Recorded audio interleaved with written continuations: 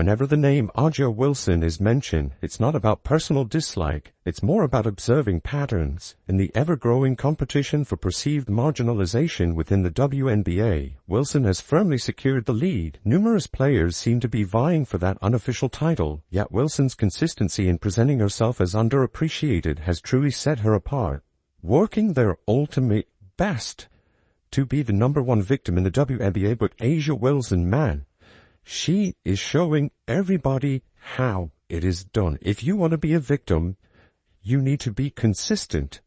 You need to go year after year after year after year saying the same message. I'm a victim, I'm a victim, I'm a victim. You can't stray off one bit. And Aja Wilson, forget all the other.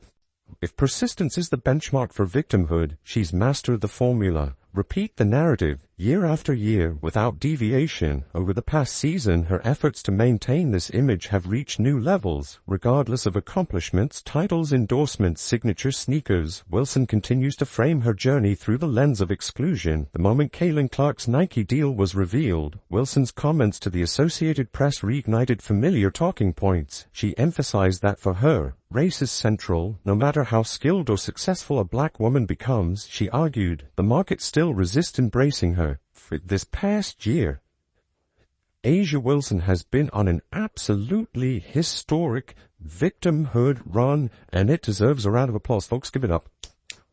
Give it up for Aja Wilson and her ability.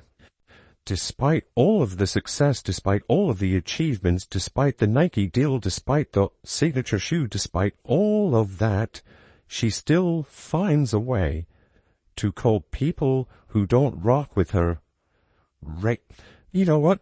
Let's go way back. Such statements raise eyebrows.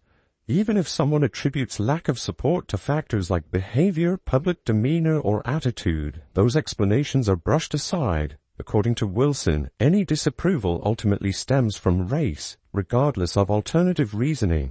Following the 2024 season, she described the challenges of navigating a world where, in her words, people don't want to see you succeed and nitpick her achievements. But these assertions often lack concrete examples. Critics aren't dismissing her talent.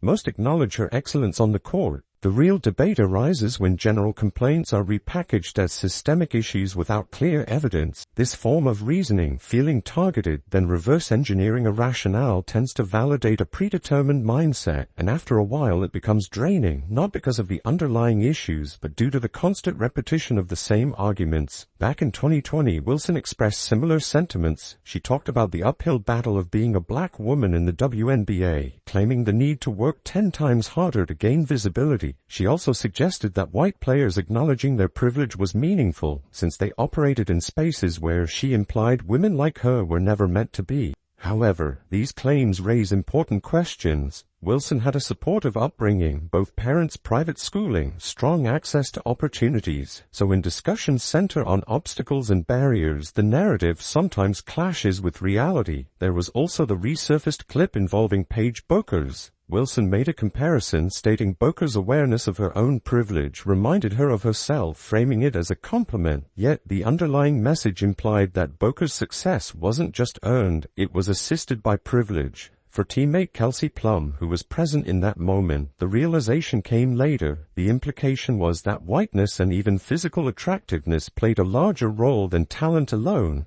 How you carry yourself? Your entitlement. And you know what Aja Wilson say? She'll say, no, those are all wrong. You don't like me. You don't think I'm marketable because I'm black. But Aja, I just gave you 3 reasons why I don't.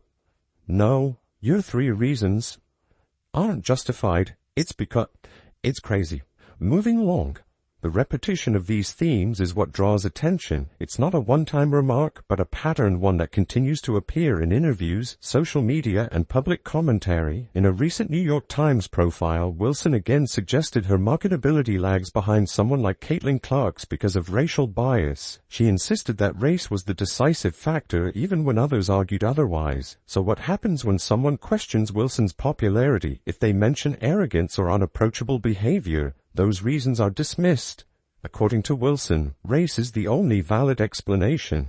This trend creates a dilemma. Those who don't find her marketable or relatable are indirectly labeled as prejudiced. Even when no mention of race is made, her conclusion remains the same. It must be about race. After the 2024 season, "It's tough," the unanimously crowned three-time MVP said.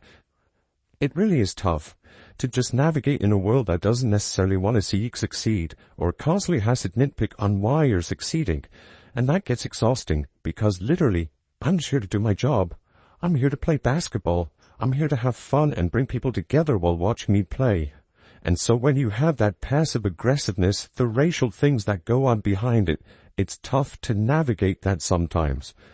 And yet, the conversation around privilege isn't one-sided. There's rarely acknowledgement of the advantages Wilson herself may have gained. For example, her shoe campaign is being directed by Malia Obama, an extraordinary opportunity few could access. But that privilege goes largely unexamined in her narrative. These contradictions are what make the public discussion so complex. Wilson's continued focus on racial interpretation, no matter the circumstance, overshadows her accomplishments. Whether it's intentional or not, the result is the same. Disagreement is framed as discrimination. Several concerning incidents emerged during Chicago's decisive loss to Indiana, raising questions about professionalism and respect in broadcast coverage and organizational presentation. These elements detracted from the game itself and highlighted potential bias issues within the home team's media presentation. The Chicago Sky organization misspelled Caitlin Clark's name on official game materials using an incorrect spelling that has become associated with deliberate disrespect among certain fan segments. This particular misspelling pattern represents a recurring theme among critics who intentionally alter the star player's name as a form of disparagement. While organizational intent remains unclear, the error coincides with known tactics used by detractors to diminish Clark's recognition. The mistake appears particularly problematic given the prominence of the player and the professional standards expected in official team communications.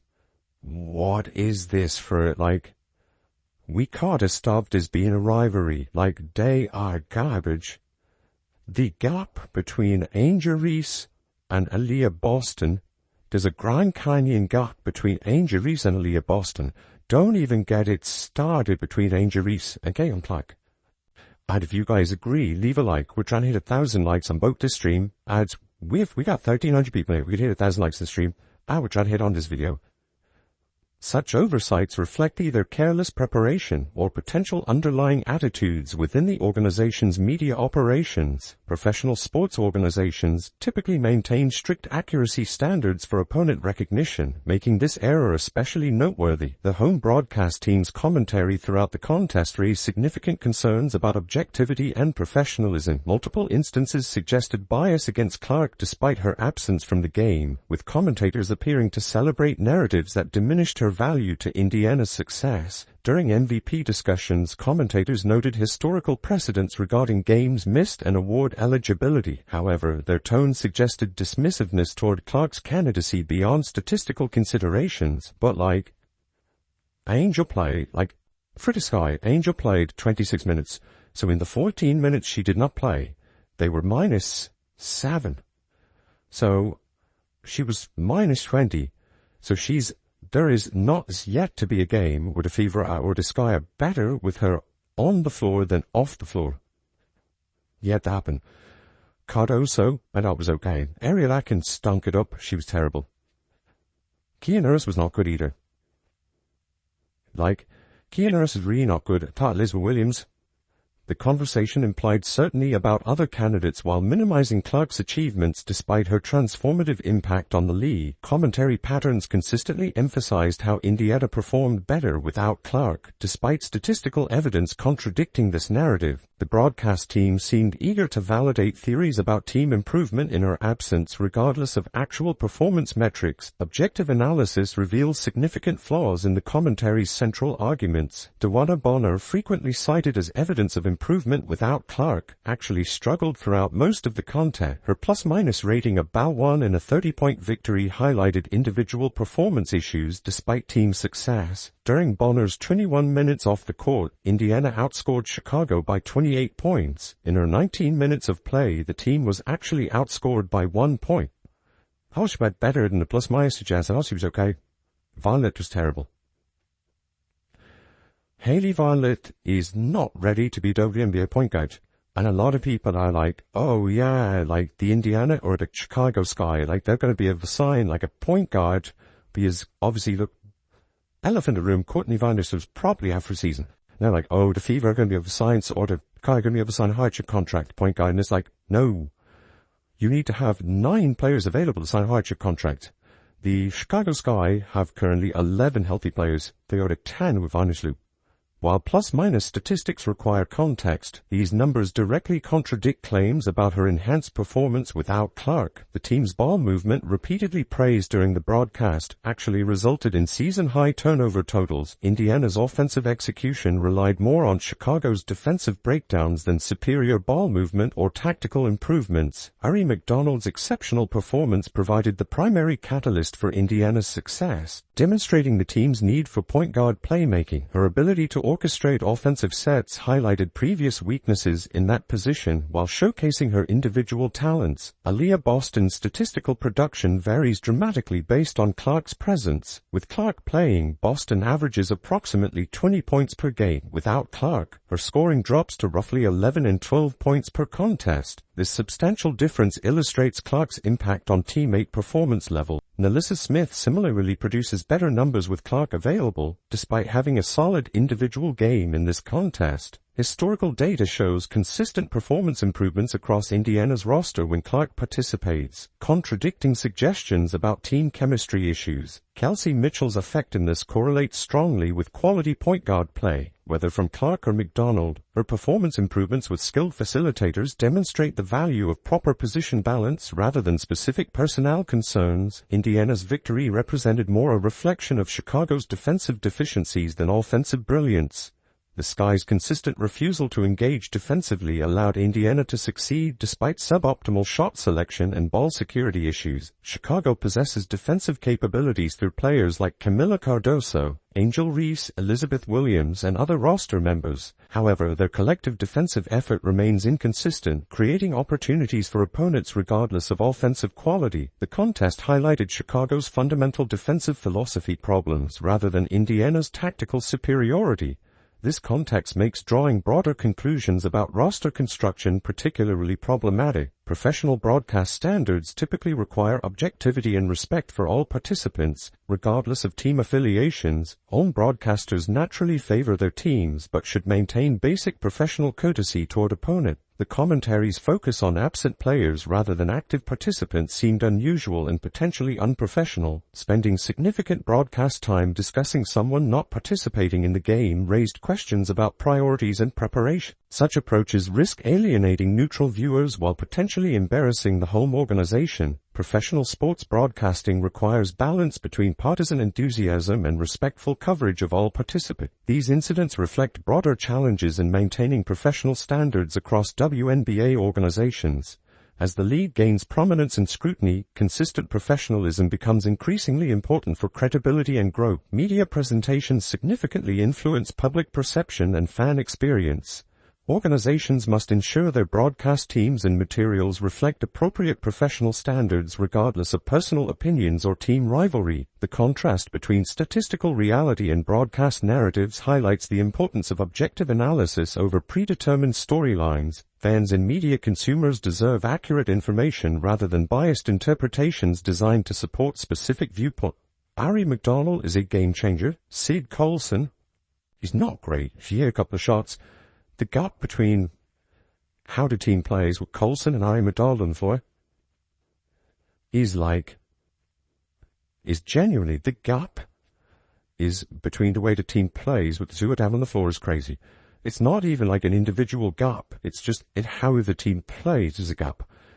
Despite Indiana's dominant victory, their overall performance contains significant flaws that effective opposition could exploit. The win reflected Chicago's defensive inadequacies more than Indiana's tactical evolution or improvement. Individual standout performances, particularly from McDonald and Mitchell, provided the foundation for success. However, team-wide execution issues, including turnover problems and shot selection concerns, suggest continued areas for improvement. The contest served as one of Indiana's better collective efforts efforts this season, though this assessment requires context regarding Chicago's defensive approach and overall competitive level. The Sky's performance represented one of the weakest displays seen from any WNBA team during the current campaign. This combination of factors created an environment where commentary quality and organizational professionalism became more notable than actual basketball execution, highlighting the importance of maintaining standards across all aspects of game presentation. Indiana's overwhelming 27-point triumph over Chicago demonstrated remarkable organizational depth while exposing significant competitive gaps between the franchises. The decisive outcome occurred despite the absence of multiple key figures including Caitlin Clark, Sophie Cunningham, and head coach Stephanie White. The substantial margin of victory reinforces questions about whether these teams constitute genuine rivals. Statistical analysis reveals considerable talent gaps between comparable positions, particularly evident in head-to-head matchups throughout the contest. Angel Reese's plus-minus statistics illustrated ongoing challenges with team impact. During her 26 minutes of play, Chicago struggled significantly, while the 14 minutes without her on the court showed markedly different results. Her individual -20 rating in a game where her team lost by 27 points highlighted persistent issues with overall contribution. The performance continues a pattern where Chicago appears more competitive without certain key players on the floor, suggesting potential chemistry or system integration concerns that extend beyond individual talent level. Multiple Chicago players failed to meet performance expectations throughout the contest. Ariel Atkins struggled offensively, unable to establish rhythm or create consistent scoring opportunities. Her difficulties contributed to the team's overall offensive stagnation. Kennedy Nurse, similarly disappointed, failing to provide the secondary scoring punch Chicago needed to remain competitive. Her inability to capitalize on opportunities reflected broader offensive execution problems plaguing the organization. Haley Vanless' performance highlighted her developmental needs at the professional level. Her struggles running the point guard position exposed significant gaps in Chicago's backcourt depth and decision-making capability.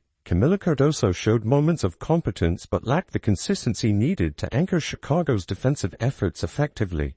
Elizabeth Williams provided better individual effort than her plus-minus suggested, though team defensive breakdowns limited her impact. Kelsey Mitchell delivered an exceptional performance, showcasing her scoring versatility and leadership capabilities. Her ability to create offense independently while maintaining team flow proved crucial to Indiana's success. Ari McDonald continued her transformative impact since joining the roster. Her presence fundamentally altered team dynamics, creating significantly improved offensive flow and defensive intensity. The contrast between team performance with McDonald versus Sydney Colson at point guard remains stark and measurable. Alyssa Smith contributed effectively in the early stages, providing timely scoring and energy that helped establish Indiana's commanding lead. Her impact diminished somewhat as the game progressed, but her early contributions proved valuable.